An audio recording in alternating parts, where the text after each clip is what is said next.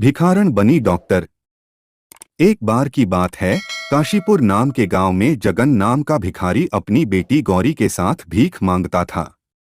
जगन को साफ दिखाई नहीं देता था, इसलिए उसे कोई काम नहीं मिलता था। वह अपनी बेटी को साथ लेकर भीख मांगने जाता था।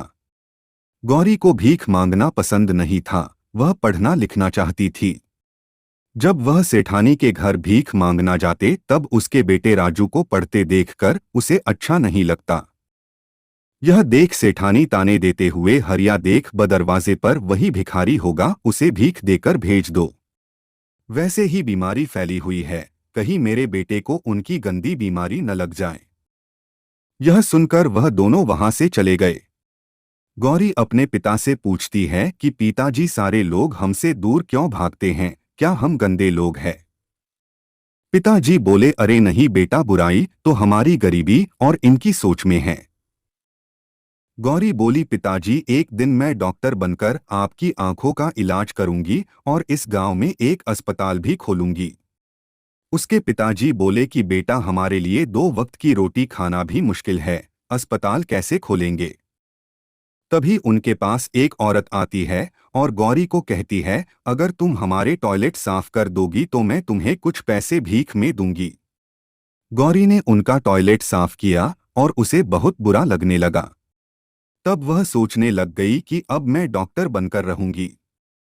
गौरी अपने पिता को ले जाकर मंदिर के बाहर रहीम चाचा के पास बैठा जाती है और खिलौने बेचकर कुछ पैसे कमाने लगी। और फिर वह गांव की शिक्षिका से किताब लेकर सरकारी स्कूल में पढ़ने गई।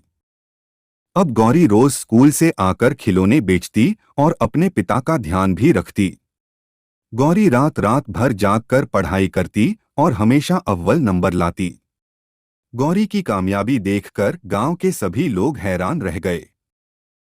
धीरे धीरे गौरी बड़ी होती गई और कॉलेज में दाखिला देने के लिए परीक्षा देने लगी। उसकी शिक्षिका उसका पूरा साथ देती थी। इम्तिहान में टॉप करके उसके पिताजी और शिक्षिका बहुत खुश हुए। अपनी पढ़ाई पूरी करने के लिए गौरी को बाहर जाना पड़ता है, परंतु उसका बिल्कुल भी मन नहीं होता है अपने पिता को छोड़कर जाने का। तब शिक्षिका उसके पिता की सारी जिम्मेवारी लेने के लिए तैयार हो जाती है। बाहर जाकर गौरी बिल्कुल लगन के साथ अपनी पढ़ाई जारी रखती है। थोड़े समय तक उसकी कोई खबर नहीं आती है और गांव फिर से महामारी फैलने लगती है। रेनू के पिता और राजू इस बीमारी से अस्पताल में पड़े रहे। वहां कोई भी डॉक्टर नहीं आ रहा था। इतने में एक नर्स आकर बोलती है कि आप दुखी मत होइए, आज हमारे अस्पताल में एक बहुत बड़ी डॉक्टर इलाज करने आ रही है। तभी वहां गौरी आती है और सभी उसे देखकर हैरान रह जाते हैं। तभी वह अपने पिता के पैर छूती है और सबका इलाज शुरू कर देती है। सबके ठीक होने के बाद गौरी अपने पिता की आंखों का भी ऑपरेशन कर देती है और रोशनी वापस आ जाती है। गौरी को देखकर सभी को शर्मिंदा महसूस होता है। सभी उसकी कामयाबी को देखकर बहुत खुश होते हैं और उसको माला पहनाकर उसका सम्मान करते हैं।